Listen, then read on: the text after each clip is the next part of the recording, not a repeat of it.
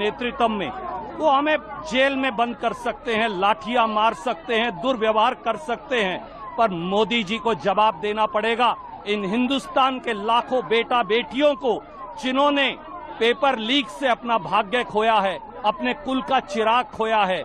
ये क्रांति अब बड़ी ज्वाला बनकर धधकेगी। राहुल गांधी के नेतृत्व में ये रुकने वाली नहीं। देखिए नौबत क्यों आई है, सरकार की जो लापरवाहियां हैं, एरोगेंसी है उनकी लंबे समय से, वो बहुत भयंकर हद पार कर चुकी है।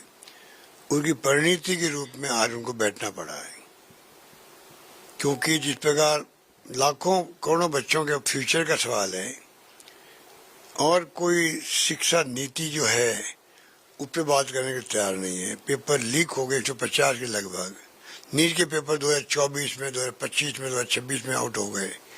कोई परवाह सरकार को नहीं है। धरने प्रदर्शन चले सोनम वांगचुक के 20 दिन तक लगभग हो गए थे, 18 दिन तो हो ही गए थे। उसके बाद सरकारी तरफ कोई बातचीत भी नहीं है।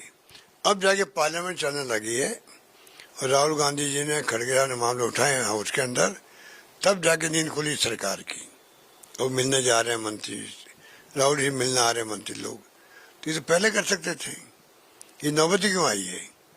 और जो हालात है देश में, डेमोक्रेसी खुद खतरे में है। जो कब्जा हो गया इलेक्शन कमीशन, तो डिपार्टमेंट बन गया इनका। यूडीसी पे दबाव, agency, income tax, CBI, ED तो ही है पहले से ही। तोड़फोड़ अलग हो रही है, पहले सरकार तोड़ रहे थे, अब एमपी एमएलए तोड़ने लग गए। पार्टियों को खत्म कर दो। बंगाल में 60-80 एमएलए थे टीएमसी के, 60 को तोड़ लिया।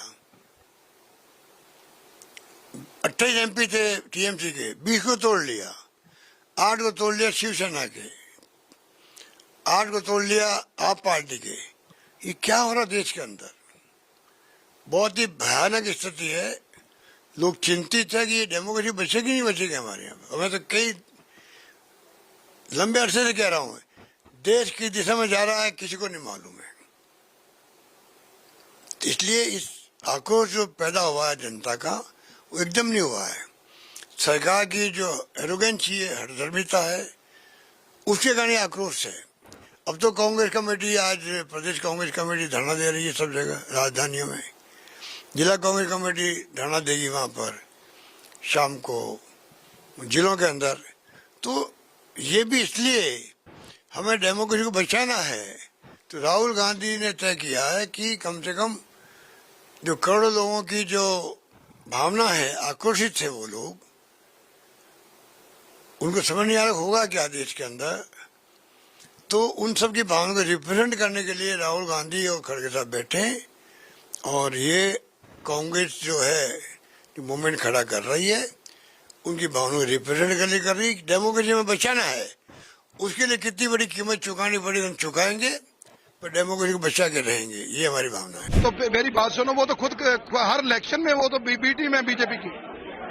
अब राहुल गांधी लगातार 3 साल से आवाज उठा रहे हैं, तो इनकी पार्टी हर जगह जाके उनकी वोट करती है। गुजरात हो, हरियाणा हो, इनका तो धंधा यही है। ये बीजेपी की बी टीम है आम आदमी पार्टी, संजय सिंह। ये राहुल गांधी जब आवाज उठा रहा है, जो छात्रों की गूंज है, उसके साथ ये क्यों नहीं खड़े होते? और लगातार पूरे देश में छात्रों की गूंज चल रहा है प्रोग्राम। राहुल गांधी 2 साल से आवाज उठा रहे हैं। ये तो उनके गोद में बैठ के बैठे। कहाँ गए सीबीआई के केस केजरीवाल के ऊपर? एक दिन में सब खत्म हो गए। अब केजरीवाल को छोड़ रखा है ताकि कांग्रेस एक विपक्ष है बड़ा, राहुल गांधी के अलावा कोई आवाज नहीं उठा रहा। उसको कमजोर करने के लिए बी टीम है ये आम आदमी पार्टी। किसने हिंसक बनाया उसको? छात्र तो हमारे देश का भविष्य, छात्र बच्चे बैठे हुए थे जंतर मंतर पर, कोई हिंसा नहीं हो रही थी। हाँ, क्या किया आपने? क्या किया? पूरे पुलिस, अमित शाह जी के आदेश के बाद ही पुलिस ने लाठी, आंसू गैस, लहूलुहान किया होगा। राहुल गांधी जी गए हैं अस्पताल मिलने के लिए, दर्द में करार रहे हैं हमारे बच्चे। गए अमित शाह जी आप मिलने, गए प्रधानमंत्री जी आप मिलने, देखने गए उनके घाव। पेपर लीक होता है, धर्मेंद्र प्रधान फेल हो गए पूरे शिक्षा व्यवस्था को चलाने में, उन्हीं का तो इस्तीफा मांगा जा रहा है क्योंकि वो फेल हो गए। उनकी जवाबदेही जिम्मेदारी बनती है, नैतिकता के आधार पर इस्तीफा होना चाहिए था। 22 बच्चों ने आत्महत्या कर ली, उनके माँ बाप जंतर मंतर पे थे जिन्हें लाठियों से कुचला है इन्होंने। आज राहुल गांधी जी जब अस्पताल से निकले 7 किलोमीटर चलकर यहाँ आए हैं। यही राहुल गांधी 4000 किलोमीटर भी चल चुके हैं भारत जोड़ो यात्रा, न्याय यात्राओं में। और अब तो सब पूरा भारत दिल्ली की तरफ चल रहा है। ये तो लोकसभा सांसद है हमारे नेता विपक्ष, ये तो संसद में बोलेंगे। 140 करोड़ की आबादी में हमारा किसान, हमारा छात्र, हमारी महिलाएं, ये तो सांसद नहीं है। इनकी आवाज कहाँ बुलंद होगी, कहाँ सुनेंगे?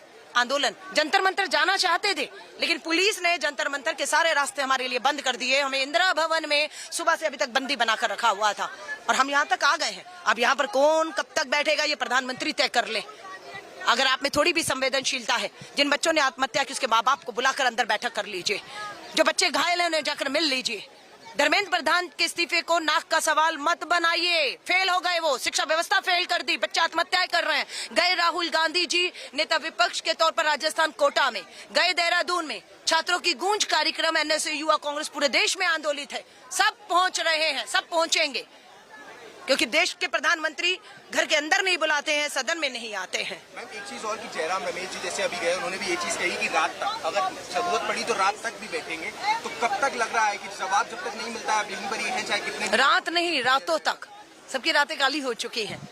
दर्द में, पीड़ा में, गरीबी, महंगाई, बेरोजगारी, खाने पीने की चीजें, किसान, नींदें तो ऐसे उड़ गई हैं। अब सोना क्या है? अभी इस सरकार की नींद हराम करनी है, हमें इन्हें जगाना है। हाँ, तो अभी बिल्कुल एक रात नहीं, बहुत रातें लगेंगी। और मैं कहूंगी, लोगों से अपील करूंगी, हमारा लोकतंत्र संवैधानिक अधिकार है ये आवाज उठाना। ना उठाई होती तो देश आज भी गुलाम होता।